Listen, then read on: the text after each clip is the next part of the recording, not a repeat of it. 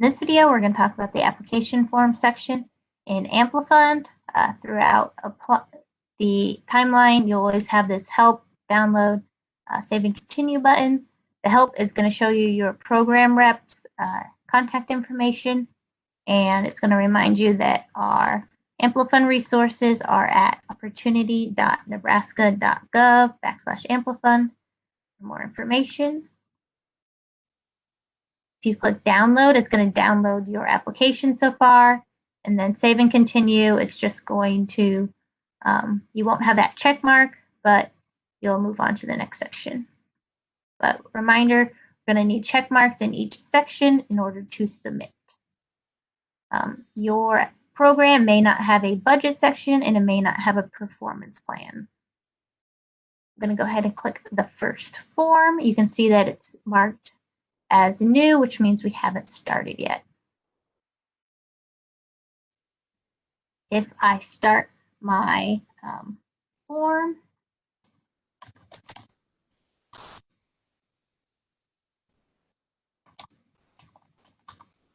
I click save, I'm going to go back to the application form, and it's going to say in progress. So I can always save, come back another day and continue it if I do not want to complete the whole form at one time. You will see our asterisks marking things as I'll need to mark them before I mark this form as complete. So I'm going to go ahead and start filling out my form.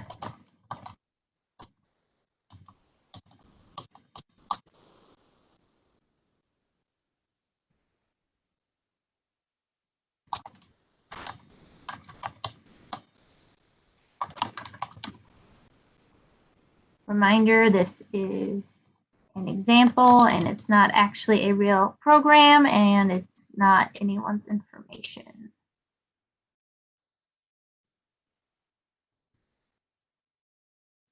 So I'm the application preparer and this is who I am applying on behalf. So I have my application information. You may or may not have these primary contact fields at the top, but that is going with the project information, that primary contact on the bottom of that page. You may not have those though. The contact information, again, you won't have all of these fields, but this is just saying, besides the primary contact, who should, if we can't get a hold of them, who is the second person if we have questions about this application.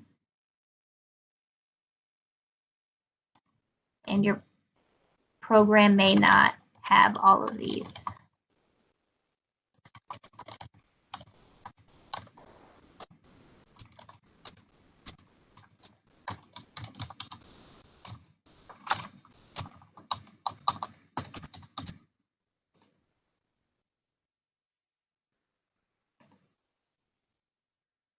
So the primary contact, as well as any secondary contact, doesn't necessarily have to work at the applicant organization. That's fine. But preparer information is me, the application preparer, actually filling out this application. So I'm going to say yes. You will notice some questions throughout AmpliFund will have conditional questions. You press yes, stuff will populate versus pressing no.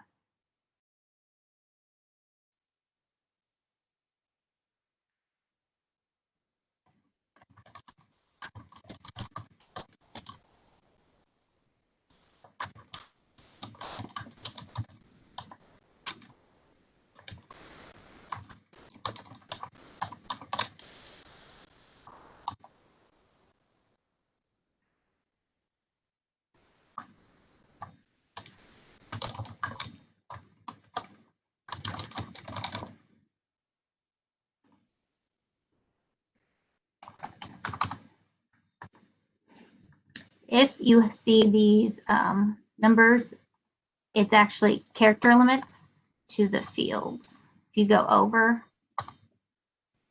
it will do a negative sign.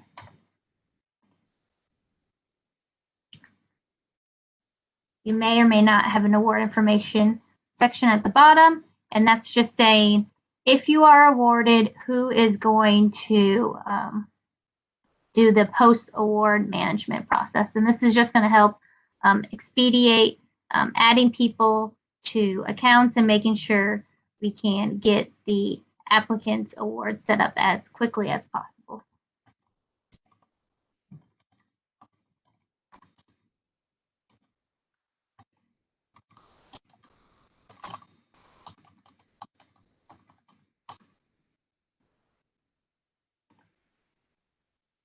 So saying, does this recipient, grant manager, who will be managing the award, does he work for the applicant organization? So does Rod Green actually work for who I'm applying for, which is Acme Company, or not? We're going to say yes. And if he says no, you just need to add somebody who does, so they can be the account owner in case that recipient doesn't have an AmpliFund account yet. So for example, let's say I am done with this form and I click mark as complete, and it's saying, hey, you have required fields that you haven't filled in yet. You obviously can see it's this one.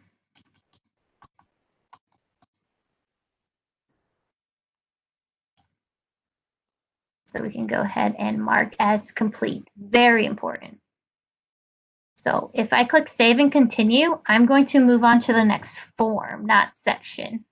So I'm going to move on to that section 2, that part 2, excuse me.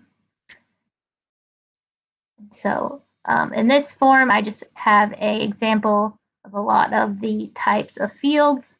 So what type of project is it? We're just going to say it's construction. And you'll see instructions that you might see. And for narrative boxes, if you have these, it won't necessarily be 1,000, but if you have numbers below, start typing and they are reducing, that is because you have a character limit. So that's just letting you know what it is.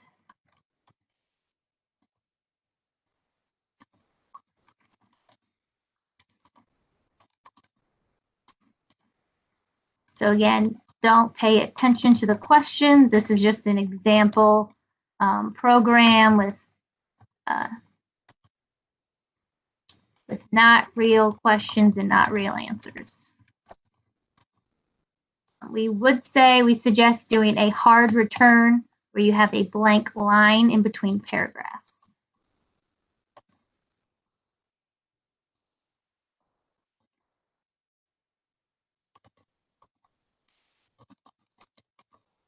You can see I have 792 characters left if I wish. You also might have to attach something. So I'm going to go ahead and click choose file. I have my attachment all ready to go. You can't add more than one file. You have to put any information you'd have to kind of combine into one file. You can only attach one file per question. Here is a date field. So we can click the calendar, kind of scroll through how you usually scroll through. And we'll just say March 1st. And I have a numeric field right there.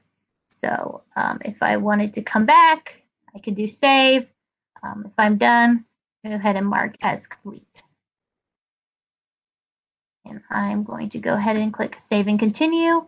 And since this is the end of the forms, it is going to push me on to the next section, which is the budget. But I'm going to go back to the form section, timeline real fast. You can see now that the status is completed. So that's what I want, and I want this check mark next to the forms, just saying all of my forms are done. Even if you had a form that just had information on the form itself, you would still need to mark it as complete. So if I click into a different section, I got my check mark right there, which means I am done.